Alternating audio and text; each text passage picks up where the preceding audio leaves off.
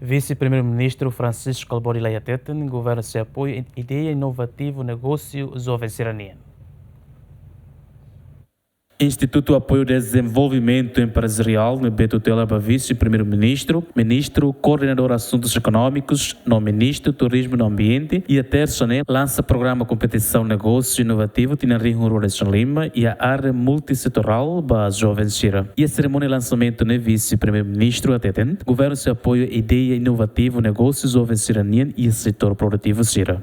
E é mais importante, nessa tema de você, inovação, catalista para crescimento da inovação, não é sucesso, refleta necessidade de solução criativo para desafio negócio moderno. E visão governaniana alinha para competição programa econômico governaniano e para setor prioridade será nessa agricultura, turismo, comércio e indústria. E setor sirdeão em Queres, Aoré, município de Teme, Sacura Moro, agricultura e Rabot Cercelo, de Funa. Deve espera que hoje também minha liderança, Livre Belemons, Ramos Sultan, empresário será para que o TAM vai futuro, e empresário será aqui. Então é médio para empresário ser popular. Diretor Executivo do Instituto Apoio ao Desenvolvimento Empresarial Ateten, competição negócio inovativo, objetivo a tua oportunidade para jovem a tu aplica se a ideia inovativa na BIA, no apoio se a tu sai empresário. Programa né foco vai ter jovem Timor-Wan feito romane.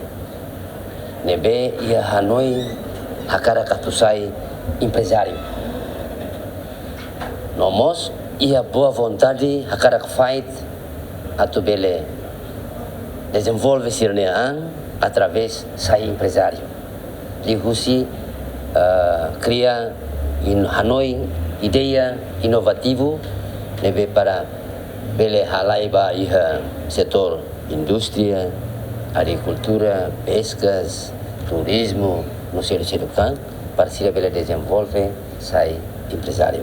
Agora, benefício saída mas se reta musiame.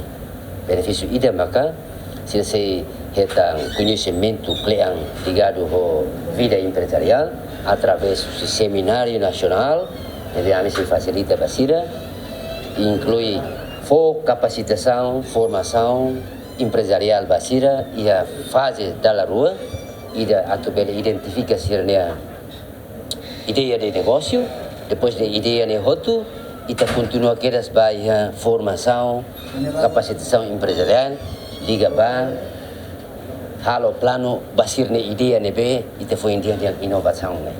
Depois de ideia inovação halo na plano e te halo apresentação se ne plano ba júri e a cada município sire. Competição plano negócio inovativo e atinane no dar competição badala sanu restinida no governo prevê o sanrihun rua nulo restin bamanan na insira no se for assistência técnica durante tinan rua. Romualdo Neves, GMN.